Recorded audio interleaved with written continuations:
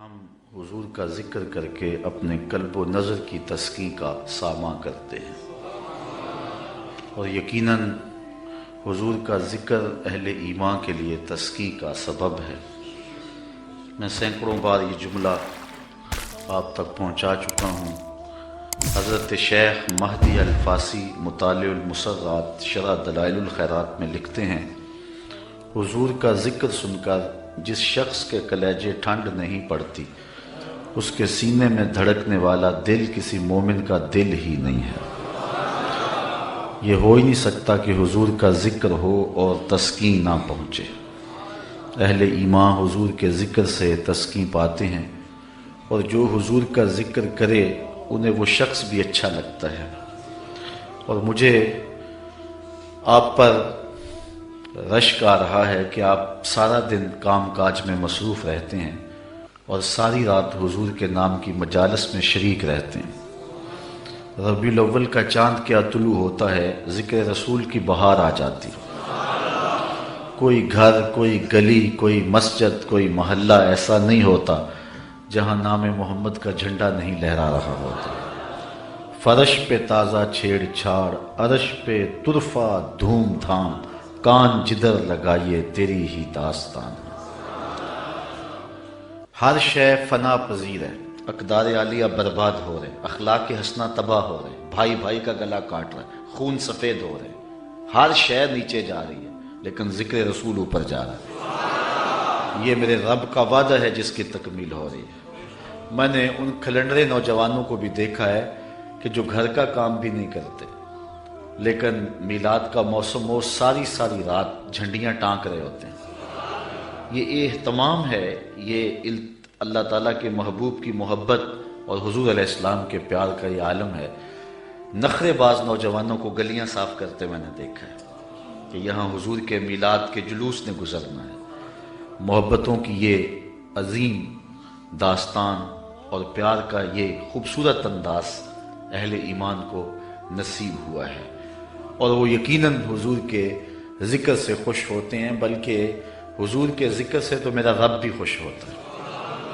حضرت امیر معاویہ رضی اللہ تعالی عنہ سے مروی ایک روایت ہے جس کو صحاح نے بیان کیا ہے کہ ایک دن آقا تشریف لائے اور صحابہ باہم بیٹھے ہوئے تھے، اور آقا کریم نے فرمایا ما اجلسکم، تمہیں یہاں آج کس شے نے بٹھایا ہوا ہے، کیوں بیٹھے ہوئے؟ آپ سے بھی تو کوئی پوچھ سکتا ہے نا کہ موسم میں آج تغیر بھی ہے اور بوندا باندی کے امکان بھی ہیں، سردی کی ایک تازہ لہر بھی آئی ہے، لیکن آپ سب کچھ چھوڑ چھاڑ کے یہاں کیوں آئے؟ تو آپ اس کو کوئی جواب تو دیں گے نا، یہی جواب دیں گے نا، خوشی ہے آمنہ کے لال کے تشریف لانے۔ تو صحابہ بیٹھے ہوئے تھے، آقا کریم نے فرمایا ما اجلسکم، یہاں آج تمہیں کس شے نے بٹھایا ہوا ہے؟ تو انہوں نے عرض کی جلسنا نذکر اللہ و نحمدہ علی ما ہدانا للاسلام و من علینا بکا، آج ہم اس لیے بیٹھے ہیں کہ اللہ نے آپ کی صورت میں ہمارے اوپر جو احسان کیا ہے اور ہمیں اسلام کی ہدایت ملی ہے، اس پر ہم اللہ کی حمد بیان کرنے اور ذکر کرنے کے لیے بیٹھے ہیں۔ حضور نے فرمایا کہ صحابہ کیا تم اس بات پہ قسم اٹھا سکتے ہو کہ اسی لیے بیٹھے ہو؟ صحابہ نے کہا اللہ کی قسم ہم اس لیے بیٹھے ہوئے۔ فرمایا میں تم سے جو قسم لی ہے کسی تہمت کی وجہ سے نہیں لی، تمہارے قول کی صداقت پر مجھے کوئی شک نہیں تھا کہ اس کو دور کرنے کے لیے میں نے قسم لی ہو، بلکہ ماجرا کچھ اور تھا۔ میرے پاس ابھی جبریل آئے اور انہوں نے آ کر کہا کہ محبوب آپ کے جو غلام کام کر رہے ہیں اس پر اللہ فرشتوں میں فخر فرما رہا ہے، اس کام پر اللہ فرشتوں میں فخر فرما رہا ہے کہ دیکھو میرے محبوب کے غلام کیا کر رہے ہیں۔ تو حضور اللہ کی تخلیق کے شاہکار ہیں، اور اس پر جب کوئی شکریہ ادا کرے گا تو اللہ راضی ہوگا، اللہ خوش ہوگا۔ تو آج میں آپ کے سامنے حضور علیہ السلام کے کچھ معجزات بیان کرنے کا ذہن لے کر کے آیا ہوں کہ آؤ آج اس کا ذکر کریں، جس کے ذکر پہ ذکر ختم ہو جاتا ہے، جس کا نام اتنا اونچا ہے، جس کا ذکر اتنا اونچا ہے کہ اونچائیاں پستی میں ڈھلنے لگ جاتی ہیں جب میرے محمد کا نام آتا ہے۔ اللہ اکبر۔ اللہ نے اپنے محبوب کو سر سے لے کر پاؤں تک سراپا معجزہ بنایا ہے، اور حضور علیہ السلام کے ہاتھوں سے، حضور علیہ السلام کی زبان سے حضور علیہ الصلوۃ والسلام کے اشاروں سے کئی معجزات ظہور پذیر ہوئے ہیں۔ علماء نے لکھا ہے کہ ان کی تعداد 1200 تک ہے، اس سے زائد کی تعداد بھی علماء نے لکھی ہے، 1000 کی تعداد بھی لکھی ہے۔ بہرحال حضور علیہ السلام کو اللہ تعالیٰ نے سراپا معجزہ بنایا، جدھر انگلی اٹھتی کائنات اسی طرف ہوتی، قطرے کو سمندر ذرے کو ستارہ کرتے ہیں، کونین کو خم آ جاتا ہے جب زلف سمارا کرتے ہیں۔ میرے آقا کریم علیہ السلام کے اشاروں پہ پوری کائنات ہے۔ اللہ اکبر، ذرے اس خاک کے تابندہ ستارے ہوں گے جس جگہ آپ نے نالین اتارے ہوں گے۔ ہم تو اس نبی کے چاہنے، اس نبی کے ماننے والے ہیں۔ حضور کا ذکر سن کے اہل ایمان خوش بھی ہوتے ہیں اور ان کے ایمان میں اضافہ بھی ہوتا ہے، اور ان کو ٹھنڈ بھی پڑتی ہے اور ان کی روح بھی رقص کرتی ہے۔ تو آؤ حضور علیہ السلام کے کچھ معجزات آپ تک پہنچاؤں۔ حضرت انس رضی اللہ تعالی عنہ روایت کرتے ہیں، امام بخاری نے اور امام مسلم نے اس حدیث کو اپنی اپنی اسناد کے ساتھ بیان کیا ہے۔ حضرت انس حضور کے خادم خاص ہیں، ویسے سارے صحابہ حضور کے خادم تھے، میں بھی حضور کا نوکر ہوں، آپ بھی حضور کے نوکر ہیں، تو لیکن جب کہا جائے کہ حضور کے خادم کا نام کیا ہے تو نام حضرت انس کا آتا ہے۔ ان کے والد تھے حضرت ابو طلحہ اور والدہ تھی ام سلیم، اور یہ ایسے خوش نصیب لوگ ہیں کہ ان کے بارے میں فرمایا گیا کہ ام سلیم جیسی بیوی کوئی نہیں اور ابو طلحہ جیسا شوہر کوئی نہیں۔ حضور جب ہجرت فرما کے مدینہ تشریف لائے نا تو حضرت انس اس وقت چھوٹی عمر میں تھے، تو حضرت ام سلیم ان کو لے کر کے حضور کی خدمت میں چلی گئیں اور عرض کی حضور یہ گھر کے کام کاج کیا کرے، کوئی گھر کا سودا سلف لانا ہو تو یہ آپ کی نوکری کیا کرے۔ پھر حضور حضرت انس سے بے پناہ محبت کیا کرتے، کبھی انس کہتے، کبھی انیس کہتے، کبھی یا ذل اذنین، او دو کانوں والے، کبھی یوں پیار کرتے۔ کہتے ہیں ایک بوٹی تھی نمکین، میں پہاڑوں سے کاٹ کے لاتا تھا اور اپنے ہم عمر بچوں کو دیتا، اس بوٹی کا نام حمزہ تھا۔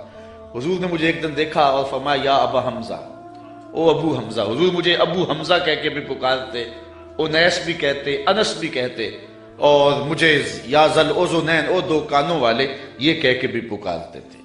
حضور بڑی محبت کرتے، 10 سال تک انہوں نے حضور کی نوکری کی ہے، اور کہتے ہیں 10 سال میں ایک بار بھی ایسی نہیں آئی کہ حضور نے مجھے جھڑکا ہو، بس مجھے پیار ہی کیا ہے، چونکہ رحمت للعالمین جو ہیں۔ اب حضرت انس اس کو روایت کرتے ہیں، وعن انس قال کان النبی صلی اللہ علیہ وسلم عروسا بزینب، کہتے ہیں جس دن حضرت زینب سے حضور کا نکاح ہوا، حضرت انس کے لفظ سنیے، کان النبی صلی اللہ علیہ وسلم عروسا بزینب، جس دن حضور حضرت زینب کے دولے بنے۔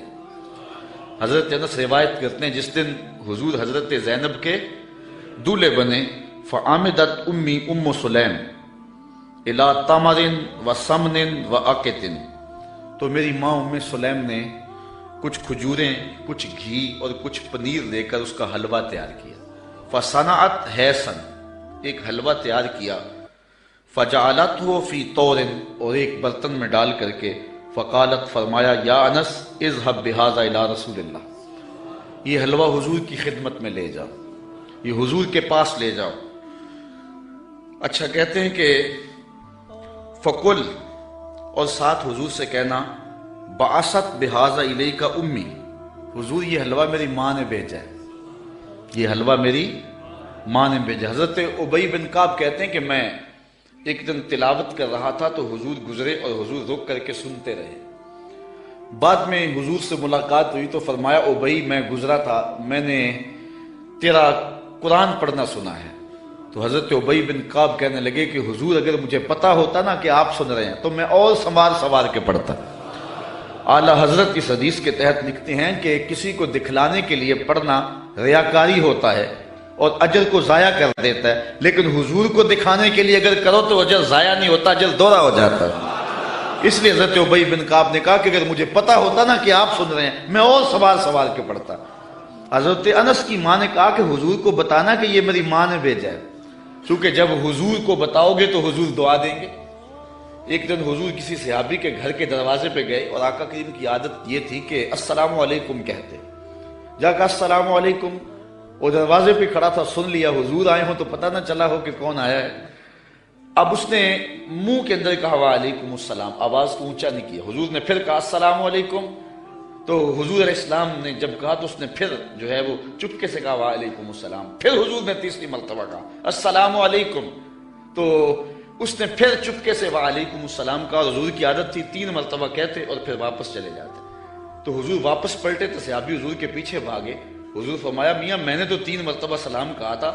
تو حضور کی بارگاہ میں عرض کی حضور میں نے 3 بار جواب دیا تھا، لیکن میں نے اونچی جواب اس لیے نہیں دیا تھا کہ حضور بار بار سلامتی کی دعا دیتے رہیں۔ اگر میں پہلی مرتبہ ہی وعلیکم السلام کہہ دیتا تو آپ دوسری 2 مرتبہ تو نہ کہتے، تو آپ بار بار مجھے سلامتی کی دعا دیتے رہیں۔ حضرت انس کی ماں نے اس لیے جو ہے وہ اپنے بیٹے کو کہا کہ جا کے بتانا تاکہ حضور دعا دے دیں۔ تو کہا کہ جا حضور سے کہنا کہ حضور یہ میری ماں نے بھیجا ہے، وَهِيَ تُقْرِئُكَ السَّلَامَ، اور حضور وہ آپ کو سلام بھی کہتی تھی، آپ کو سلام بھی کہتی تھی۔ کتنا خوبصورت انداز حضرت انس کی والدہ کا۔ ہمارے یہاں ایک ساتھی ہیں، میں عمرے پہ حاضر ہوا تو میں ایئرپورٹ پہ تھا تو انہوں نے اپنی والدہ سے میری بات کروائی، تو بڑے لوگوں نے کہا وہاں حضور علیہ السلام کی بارگاہ میں ہمارا سلام پیش کرنا، لیکن اماں جی کا انداز اتنا میٹھا تھا اور اتنا پیارا تھا تو مجھے فون پہ کہنے لگے جا کے سرکار نے میرا السلام علیکم دے دینا۔ تو حضرت انس کی ماں نے کہا کہ حضور کی خدمت میں جا کے میرا سلام بھی پیش کرنا اور بتانا کہ یہ انس کی ماں نے بھیجا ہے، اور ساتھ تیسری بات وَتَقُولُ إِنَّ هَذَا لَكَ مِنَّا قَلِيلٌ یا رسول اللہ، اور کہنا حضور یہ ہماری طرف سے تھوڑا سا نذرانہ ہے، قبول کر لو، یہ زیادہ نہیں ہے، یہ بہت تھوڑا سا ہے، اس کو قبول کر لو۔ کہتے ہیں میں حضور کی خدمت میں حاضر ہوا، فَذَهَبْتُ فَقُلْتُ، میں حاضر ہوا، جو ماں نے کہا تھا وہ میں نے کہہ دیا۔ 3 باتیں ماں نے کہی تھی، ایک کہنا کہ حضور میری امی نے بھیجا ہے، دوسرا کہ حضور آپ کو سلام بھی کہتی تھی، اور تیسرا کہ کہتی تھی کہ حضور یہ ہماری جانب سے تھوڑا سا ہے۔ تو حضور کی خدمت میں جا کے میں نے کہہ دیا، فقال داہو، حضور نے فرمایا رکھ دو۔ ثم قال، پھر کہا اذهب فدعو لی فلانا و فلانا و فلانا، پھر فرمایا اٹھو فلاں کو بلا لاؤ، فلاں کو بلا لاؤ، فلاں کو بلا لاؤ۔ رجالا سماہم، حضور نے بہت سارے لوگوں کے نام بتائے کہ جاؤ فلاں کو بھی بلا کر کے لاؤ، فلاں کو بھی بلا کر کے لاؤ، اور پھر فرمایا وَدْعُ لِي مَنْ لَقِيتَ، اچھا جو بھی ملے اس کو بھی دعوت دے آنا۔ کچھ لوگ نام بنام بتائے کہ ان کو تو جا کے بلا کے لاؤ نا، اور ان کو پیغام میرا دے کے آؤ، اور پھر کرنا راستے کے اندر اگر تمہیں کوئی ملے تو اسے بھی کہہ دینا کہ تیری حضور کے گھر دعوت ہے۔ اچھا، حضرت انس رضی اللہ تعالیٰ عنہ فرماتے ہیں کہ میں چلا، فدعوت من سما ومن لقیت، جو حضور نے نام بتائے تھے میں نے جا کے ان کو بھی کہا، اور جو راستے میں ملا میں نے اسے بھی کہا، اور میاں تجھے حضور بلا رہے ہیں، حضور کے گھر میں تیری دعوت ہے۔ فرجعت فائز البیت غاص باہلہ، کہتے جب میں واپس پلٹا نا تو حضور کا ویڑا لوگوں کے ہجوم سے بھرا ہوا تھا۔ یار کوئی منسٹر دعوت دے کہ بیٹے کی شادی ہے آنا تو لوگ پھولے نہیں سماتے، بتاتے پھرتے آج میں بڑا مصروف ہوں، میاں آج کیا ہے جی؟ آج میں نے شادی پہ جانا ہے۔ یار جس کو منسٹر بلائے، جس کو ایم پی اور ایم این اے بلائے، وہ تو خوشی سے پھولا نہ سمائے کہ آج فلاں گھر میری دعوت ہے، پھر ان کی خوشی کا عالم کیا ہوگا جن کی دعوت محمد عربی کے گھر میں تھی۔ تو کہتے جب واپس پلٹا تو گھر بھرا ہوا تھا لوگوں سے۔ اچھا، تابعی نے جس نے حضرت انس سے روایت سنی اس نے کہا فقلت لانس، میں نے انس سے کہا، قیل لانس، حضرت انس سے کہا گیا عددکم کم کان، کہ لوگ تھے کتنے؟ جن لوگوں سے گھر بھرا ہوا تھا ان کی تعداد کوئی اندازہ ہے؟ حضرت انس کہنے لگے 300 کے قریب ہوں گے لوگ۔ میں ایسے گیا اور ایسے پلٹ کے آ گیا، اور جب واپس آیا تو 300 لوگوں سے حضور کا گھر بھرا ہوا تھا۔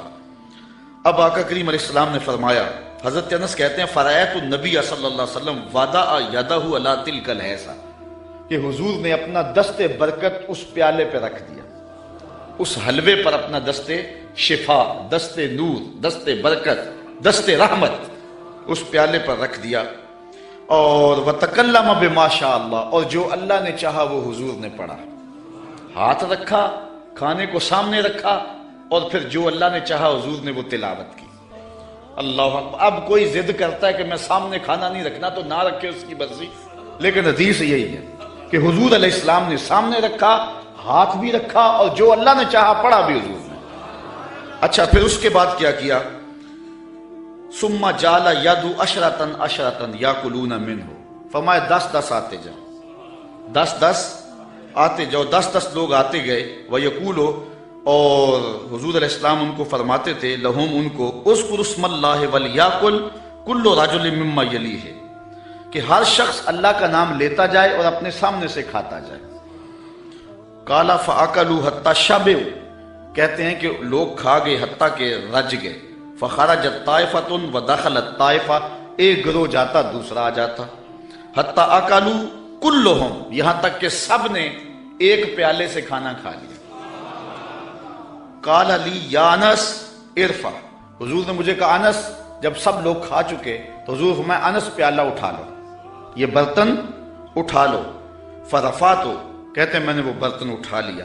اب آگے حضرت انس کی سنیے، کہتے ہیں فما ادری ہینا وضعت اکثر ام ہینا رفعت، حضرت انس کہتے ہیں میں فیصلہ نہیں کر سکتا کہ جب میں نے پیالہ رکھا تھا حلوہ اس وقت زیادہ تھا یا جب اٹھایا تھا اس وقت زیادہ تھا۔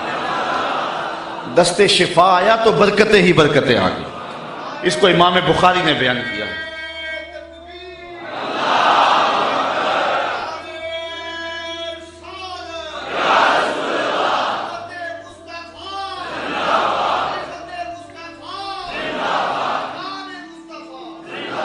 ہمارے حضور علیہ السلام کا ایک اور معجزہ سنیے۔ حضرت ابو ہریرہ رضی اللہ تعالیٰ عنہ روایت کرتے ہیں، ہمارے ادھر ایک مولوی صاحب ہوا کرتے تھے، سیدھے سادھے بھولے بالے، درس نظامی تو نہیں پڑھے تھے لیکن حضور کے ساتھ پیار بڑا رکھتے تھے، اللہ ان کی مغفرت فرمایا، فوت ہو چکے ہیں۔ تو کسی نے ان سے پوچھا کہ حضرت ابو ہریرہ کو ابو ہریرہ کیوں کہتے ہیں، حضرت ابو ہریرہ کو ابو ہریرہ کیوں کہتے ہیں؟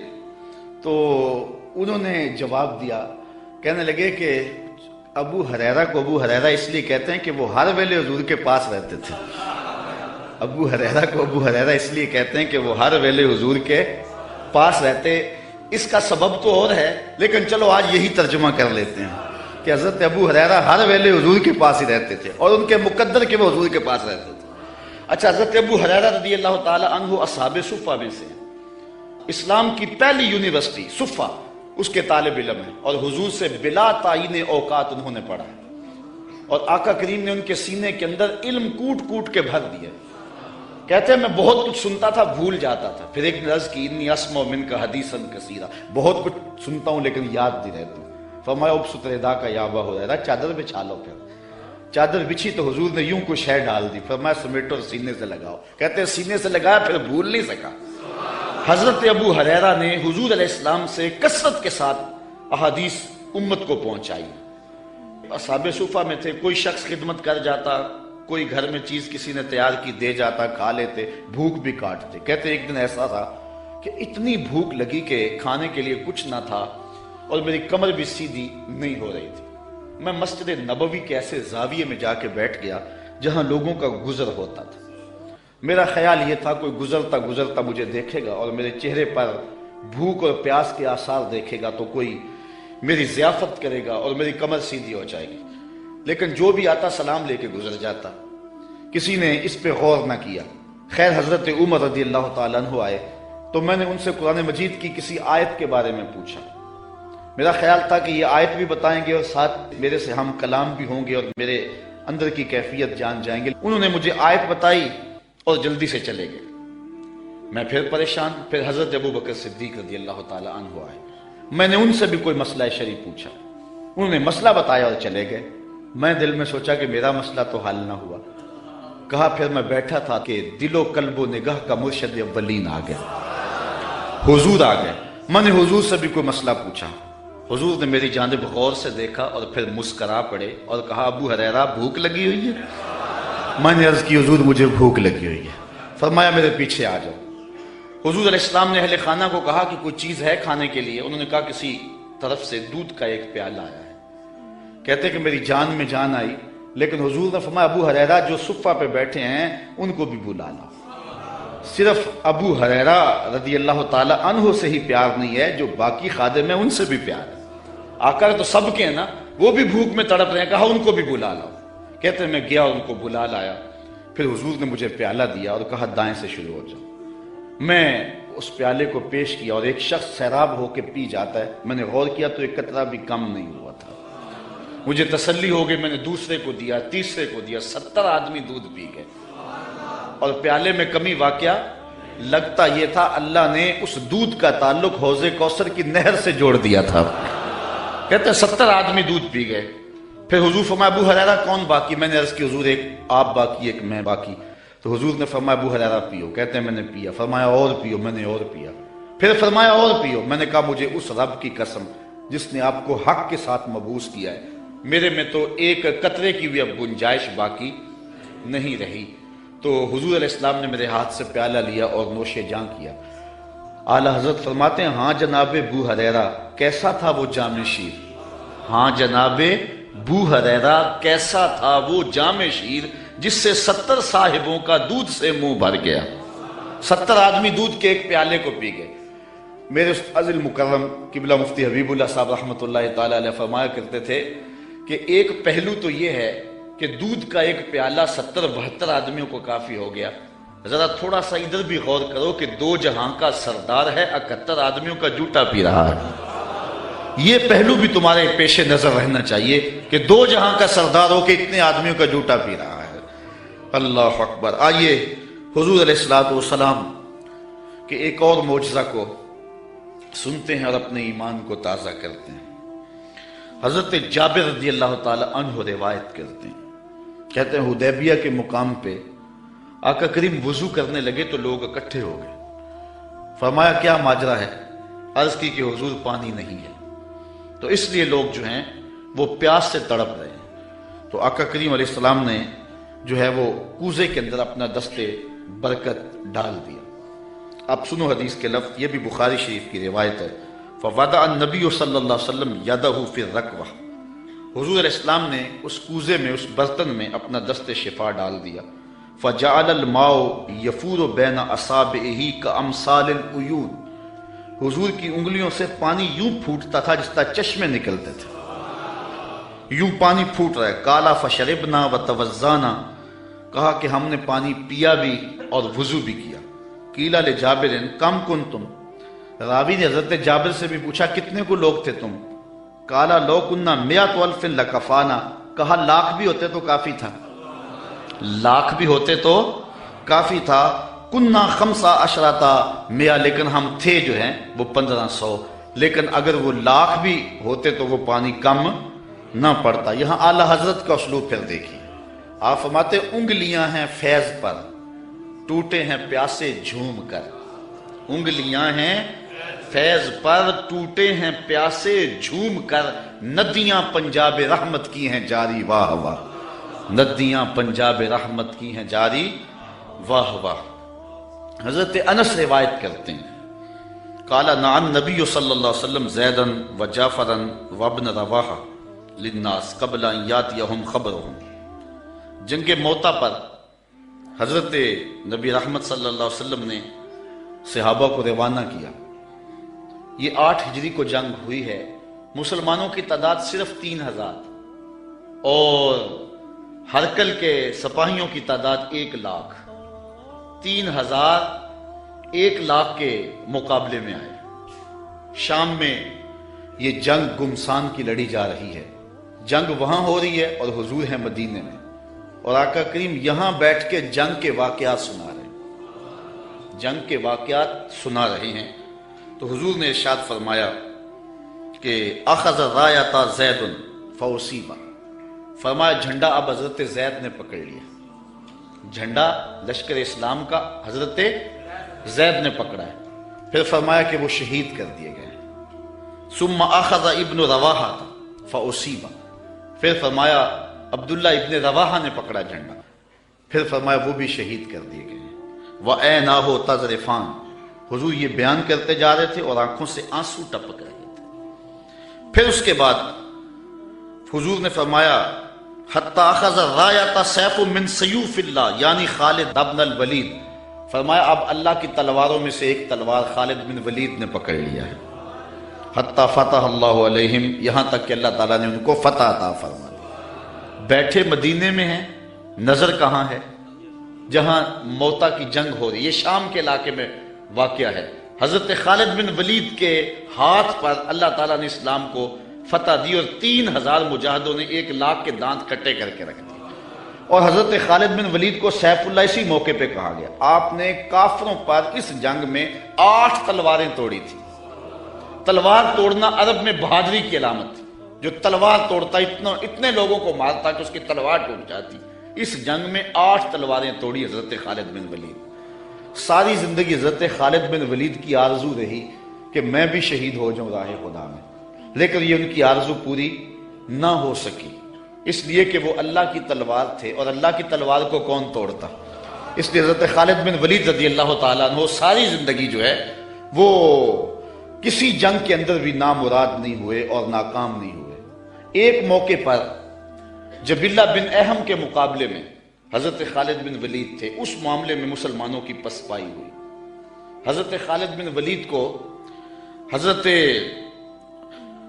رافع بن عمر طائی نے کہا کہ اب ہماری قضا آ گئی. ان کا ایک افسر انہوں نے مارا اور انہوں نے یک بارگی حملہ کر دیا. مسلمانوں کی تعداد تھوڑی تھی. حضرت رافع بن عمر طائی نے کہا کہ اب ہماری موت آ گئی، اب ہماری قضا آ گئی. حضرت خالد بن ولید نے کہا کہ واقعی مجھے بھی یوں ہی لگتا ہے، چونکہ میں کسی جنگ میں ناکام نہیں ہوا اور پسپا نہیں ہوا، لیکن آج ہم پسپا ہو رہے ہیں. اس کی ایک وجہ ہے کہ حضور علیہ السلام کے مبارک بال میرے پاس تھے اور میں ٹوپی میں سیے ہوئے تھے اور ہر جنگ میں میرے ساتھ ہوتے تھے. آج میں ٹوپی گھر بھول آیا ہوں، اور یہ مصیبت جو ہمارے اوپر پڑی ہے اس لیے کہ میرے پاس آج وہ حضور علیہ السلام کے معجز نما بال جو ہیں آج وہ موجود نہیں ہیں. لیکن بندہ مٹ نہ جائے آقا پہ تو وہ بندہ کیا ہے، بے خبر ہو جو غلاموں سے وہ آقا کیا ہے. دور طیبہ سے جب بھی میں تڑپا کبھی، ان کو حالات کی سب خبر ہو گئی. حضور حضرت ابو عبیدہ کو خواب میں ملے اور فرمایا خالد پہ مشکل بنی اور تم یہاں سو رہے ہو. وہ فوراً اٹھے اور اعلان کروا دیا، کہا جلدی تیار ہو جاؤ، حضرت خالد کی مدد کو پہنچنا ہے. راتوں رات لشکر تیار ہوا اور حضرت خالد بن ولید رضی اللہ تعالی عنہ کی مدد کے لیے لشکر چل پڑا. انہوں نے دیکھا کہ ایک نقاب پوش سوار ہے جو لشکر سے ہٹ کر کے چل رہا ہے. امیر لشکر نے کہا کہ ذرا اس شخص کو دیکھو یہ کون ہے، کوئی جاسوس نہ ہو. جب مجاہد اس کے پاس گئے اس نے کہا کہ پیچھے ہٹ جاؤ، میں کوئی غیر نہیں ہوں، میں حضرت خالد بن ولید کی بیوی ہوں. جب حضرت ابو عبیدہ نے اعلان کروایا نا کہ تیار ہو جاؤ کہ خالد پہ مشکل آ گئی ہے، تو میں نے سوچا کہ اللہ کے شیر پہ کبھی مشکل آئی تو تھی نہیں، یہ کیا ہو گیا. تو میں نے غور کیا تو ان کی ٹوپی گھر رہ گئی تھی. تو میں نے ٹوپی لی، میں ان کو ٹوپی دینے جا رہی. لشکر کے ساتھ ساتھ حضرت خالد بن ولید کی اہلیہ بھی چلتی رہی. حضرت خالد بن ولید ادھر محاذ پہ ڈٹے ہوئے. اچانک حضرت خالد بن ولید کیا دیکھتے ہیں کہ ایک جانب سے اللہ اکبر کی آواز آئی اور 5-6 مجاہد ہیں جو دشمن کے لشکر کو پیچھے دھکیل رہے ہیں، اور اس میں ایک نقاب پوش مجاہد بھی ہے. حضرت خالد بن ولید نے گھوڑے کو ایڑ لگائی اور جا کے اس کے قریب کھڑے ہو گئے. کہا جوان مجاہد تو کون ہے کہ لشکر کے جو ہے پشتے کاٹ رہا ہے. اس نے تھوڑا سا نقاب سرکا کے کہا انا زوجتو کا ام تمیم، میں تمہاری بیوی ام تمیم ہوں، اور تم حضور کے بالوں والی ٹوپی بھول آئے تھے، میں وہ تمہیں دینے آئی ہوں. تو انہوں نے وہ ٹوپی ان کو پیش کی تو اللہ نے اسی دن حضرت خالد بن ولید کو فتح عطا فرمایا. یہ حضور علیہ الصلوۃ والسلام کے منہ مبارک کا موقع.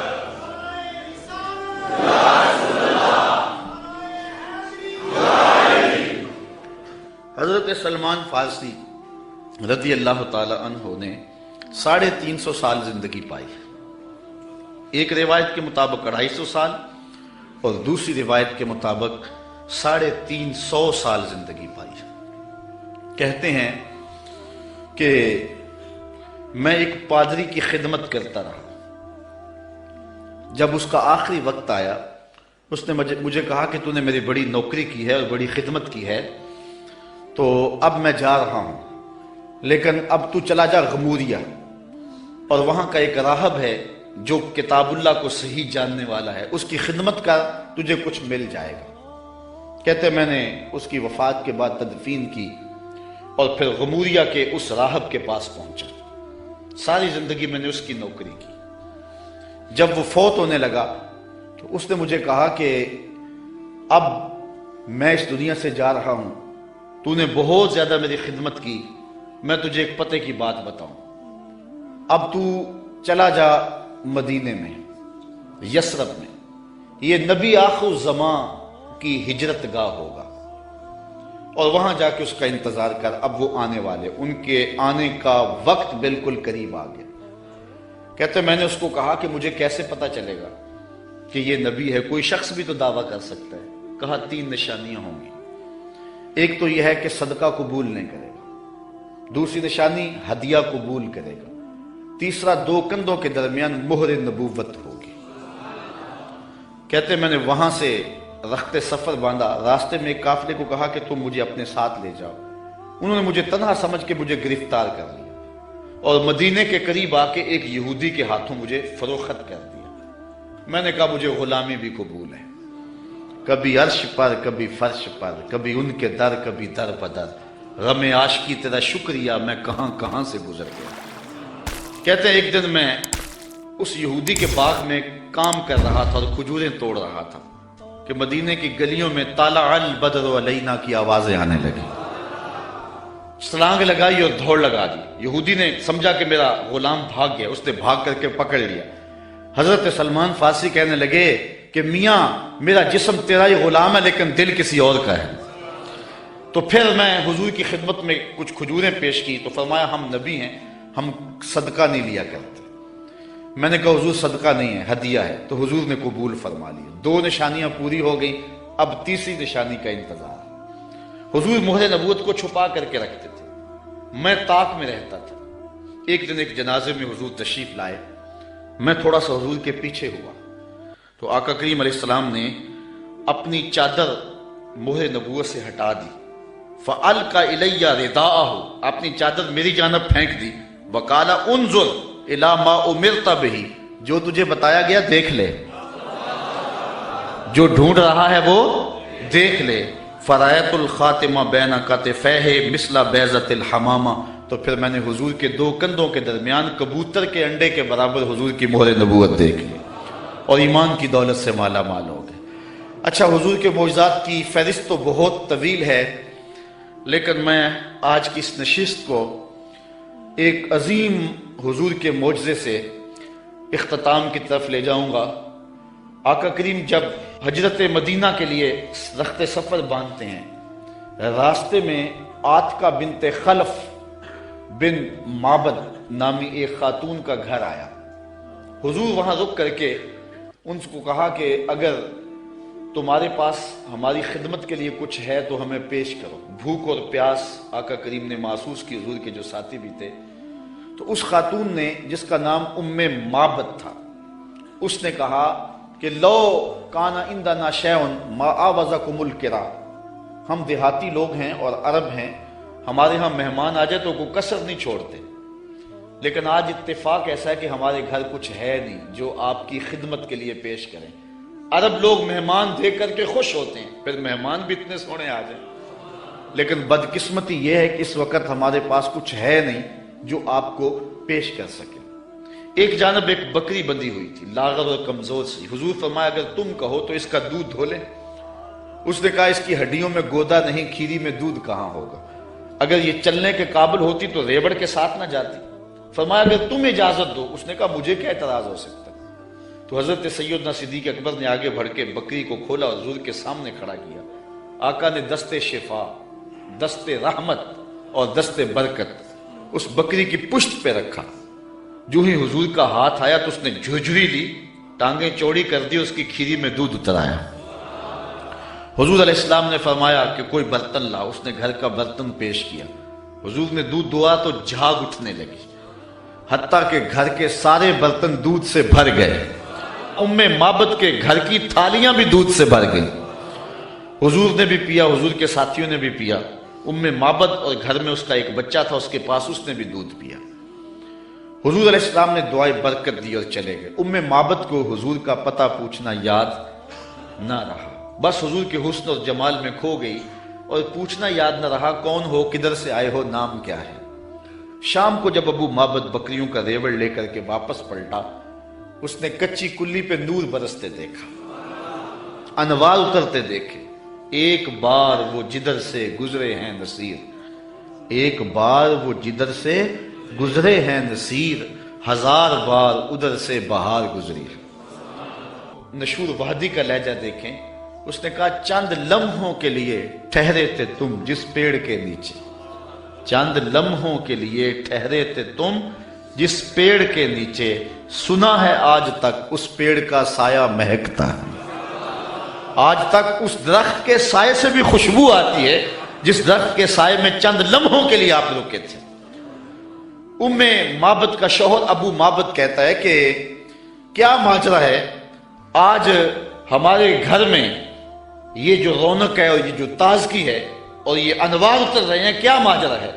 تو ام معبد کو حضور کا نام تو پوچھنا یاد نہیں رہا، اس نے اپنے طور پہ حضور کا نام رکھ لیا۔ اس نے کہا آج ہمارے گھر میں مبارک آیا تھا، آج ہمارے گھر میں مبارک آیا تھا۔ ابو معبد پوچھتا ہے کہ مبارک کیسا تھا جو سارے گھر کو روشن کر گیا، وہ کیسا تھا؟ تو ام معبد تاصف رسول اللہ صلی اللہ علیہ وسلم، ام معبد حضور کا حلیہ بیان کرتی کہتی ہے فقالت رأیت رجلا ظاہر الوضاء، میں نے ایک ایسا شخص دیکھا ہے کہ جس کا رنگ نکھرا ہوا تھا، جس کا چہرہ چمک رہا تھا۔ حضور علیہ السلام کے رنگ کے بارے میں یہ بھی حدیث آتی ہے اظہر اللون، حضور کا رنگ جو ہے بالکل واضح اور چمکدار تھا۔ ابیض کے لفظ بھی آتے ہیں۔ ام معبد کہتی ہے رأیت رجلا ظاہر الوضاء، میں نے ایک ایسا شخص دیکھا جس کا رنگ نکھرا ہوا تھا۔ اللہ اکبر، حدیث بہت طویل ہے۔ کسیم وسیم وفی عینیہ داج وفی اشفارہ وطف وفی صوتہ سہل احول اکحل ازج اکرن وفی عنقہ سطع وفی لحیتہ کساسہ۔ کہا کیا بتاؤں، رنگ سونا تھا، ابرو ملے ہوئے تھے، پلکیں لمبی تھی، آنکھیں سرمگی تھی، گردن سراہی جیسی تھی، ہاتھ خوبصورت تھے، خاموش ہوتے تو پھر بھی وقار ہوتا۔ لیکن میں ام معبد کا صرف ایک جملہ آپ کی نظر کرنا چاہ رہا ہوں، ہزارہا مصنفین، نثر نگار اور شعراء اور ادبا کے سارے ادب پارے اور ساری نثر نگاریاں اور ساری انشاء پردازیاں اس کے ان دو جملوں پہ قربان۔ ام معبد نے کیا کہا، میرے شوہر میں کیا بتاؤں کہ وہ مبارک کیسا تھا، میں کیا بتاؤں وہ مبارک کیسا تھا، بس اتنی بات سن لو۔ ابہى الناس وَأَجْمَلَهُ مِنْ بَعِيدٍ وَأَحْسَنَهُ مِنْ قَرِيبٍ، وہ اتنا سونا تھا جب کوئی اس کو دور سے دیکھتا تو سونا نظر آتا، قریب آ کے دیکھتا تو اور سونا نظر آتا۔ یہ دو جملے اس کے دیکھیے، دور سے کوئی دیکھے تو پھر بھی سونا، قریب آئے تو پھر بھی۔ کچھ لوگ دور سے بھلے لگتے ہیں، قریب آئے تو نقوش میں وہ کشش نہیں ہوتی ہیں، کچھ لوگ قریب سے سونے دور سے دھندلے ہو جاتے ہیں۔ لیکن کہا وہ اتنا سونا تھا، دور تھا پھر بھی سونا لگتا تھا، قریب آیا تو پھر بھی۔ اچھا یہاں اس نے حضور کی سیرت بھی بیان کی ہے، کچھ لوگ دور سے اچھے لگتے ہیں، قریب آ کے اچھے، دور سے اچھے لیکن رشتہ داری کر کے دیکھو تو اچھے نہیں ہیں، کاروبار کر کے دیکھو تو اچھے نہیں ہیں، دوستی لگا کے دیکھو تو اچھے نہیں ہیں، سفر کر کے دیکھو تو اچھے نہیں ہیں۔ وہ کیا کسی نے کہا اس کے لہجے میں یوں تو برف تھی لیکن جو چھو کے دیکھا تو ہاتھ جل گئے۔ کچھ لوگ دور سے سہانے سہانے، قریب آئیں تو کان پھٹیں ڈھول کی طرح۔ لیکن اس نے حضور کی صورت بھی بیان کی اور ان جملوں میں حضور کی سیرت بھی بیان کی۔ کہا وہ اتنا سونا تھا، دور تھا تو پھر بھی سونا لگتا تھا، قریب آ گیا تو پھر بھی سونا لگتا تھا۔ دور تھا تو نظریں جھکی ہوئی تھی، قریب آیا تو حیا کے پہرے تھے، عجیب حسن تھا، عجیب رنگ تھا، دور سے بھی سونا لگتا تھا، قریب سے بھی سونا لگتا تھا۔ اچھا ایک ترجمہ اس کا میں نے بھی کیا ہے، اگر آپ کا ذوق ہو سلامت۔ اس نے کہا کہ کیا بتاؤں، دور سے بھی سونا اور قریب سے بھی سونا۔ تو میرے ذہن میں اس کا مفہوم ایک یہ بھی آیا ہے، مفہوم وہی ہے لیکن ایک یہ بھی آیا ہے، اور آپ اس کی تائید کریں گے، علماء تشریف فرما ہے، شفقت فرمائیں گے۔ تو اس نے کہا کہ میں کیا بتاؤں وہ کتنا سونا تھا، دور تھا تو سونا لگتا تھا، قریب آیا تو اور سونا لگتا تھا۔ تو میں کہتا ہوں کہ حضور دور سے بھی سونے اور قریب سے بھی۔ جنہوں نے قریب سے دیکھا نا، انہوں نے کہا کل قمر لیلۃ البدر لم ارا قبلہ ولا بعدہ مثلہ۔ کیا پوچھتے ہو، 14ویں رات کا چمکتا ہوا چاند تھے حضور، حضور جیسا نہ پہلے دیکھا نہ بعد میں دیکھا۔ یہ کس نے کہا؟ حضرت ابو ہریرہ نے، جس نے پاس کھڑے ہو کر کے دیکھا۔ جس نے قریب سے دیکھا اس نے کہا کل قمر لیلۃ البدر، اور جس نے 13 صدیوں کے فاصلے پہ کھڑے ہو کے دیکھا اس نے کہا مکھ چند بدر شاہ شانی ہے، متھے چمک دی لاٹ، کالی زلفت اکھ مستانی ہے، مخمور رکھی ہند مد بھری۔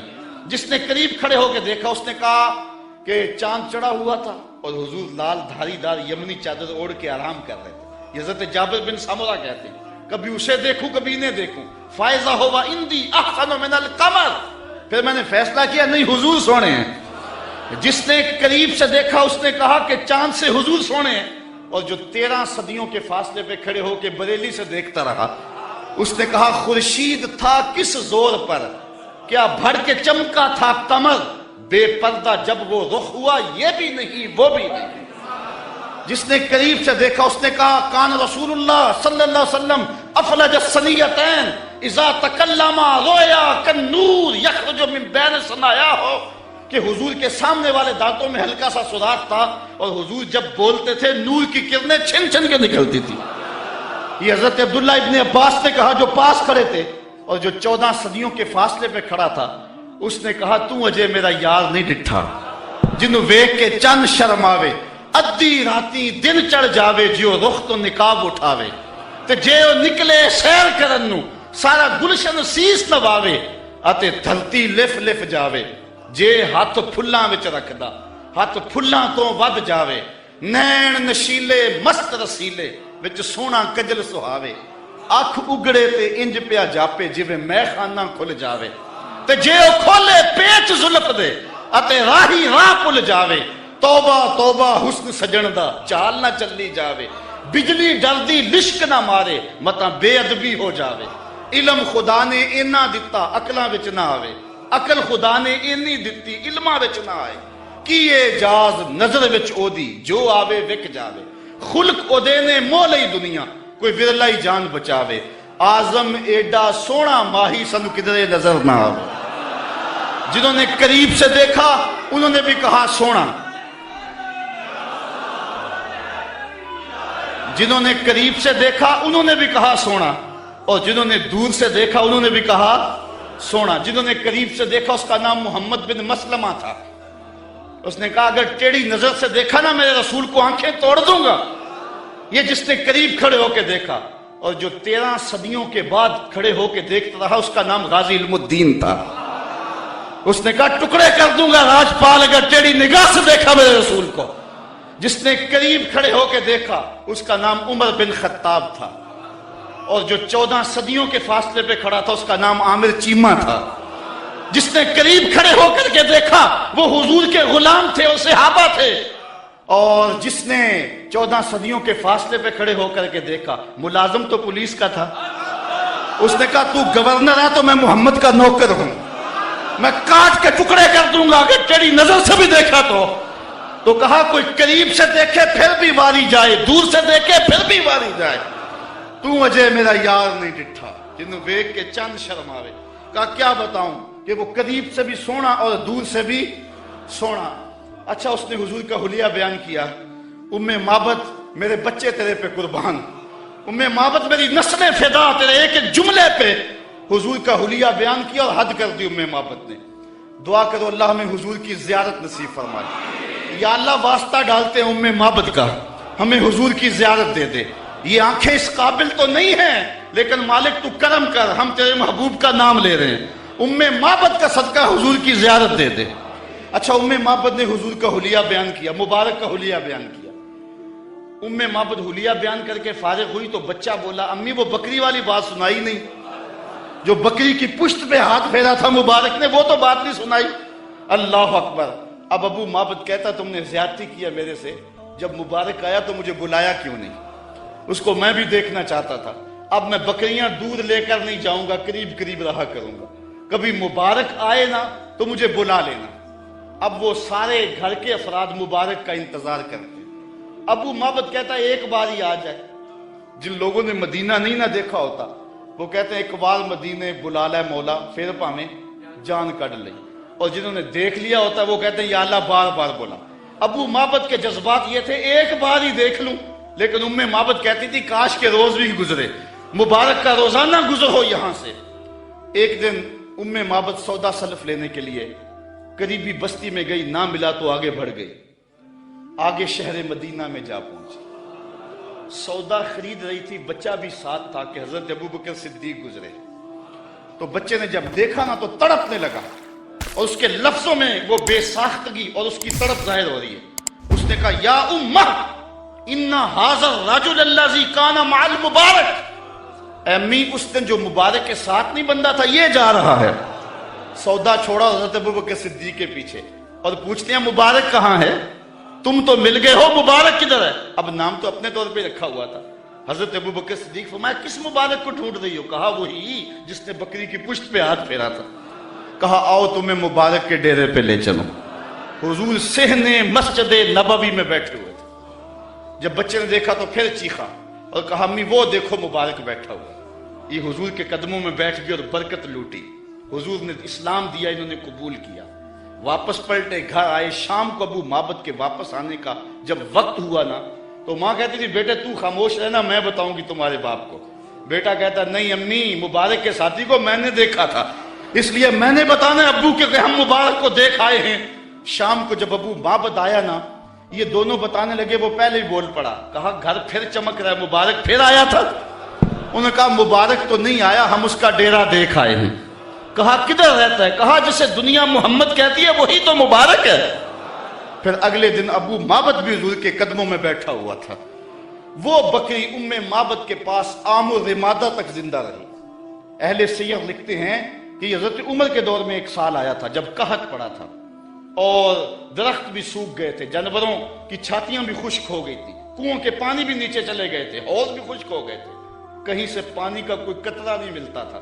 لیکن ام معبد کے ڈیرے سے بکری کا دودھ مل جاتا تھا کیونکہ حضور علیہ السلام نے اس بکری پر اپنا دست شفا پھیرا تھا، اپنا دست برکت پھیرا تھا. یہ حضور علیہ السلام کے ہاتھ کی اور حضور علیہ السلام کے دست نور کی برکت ہے. یہ ہاتھ تو اٹھ جائے تو چاند کے ٹکڑے ہوتے ہیں، یہ ہاتھ اٹھ جائے تو سورج پلٹ کے سر کے وقت پہ آتا ہے. اللہ اکبر. یہ جدھر ہاتھ ہو جاتے ہیں ادھر ہی کائنات کا نظام ہوتا ہے.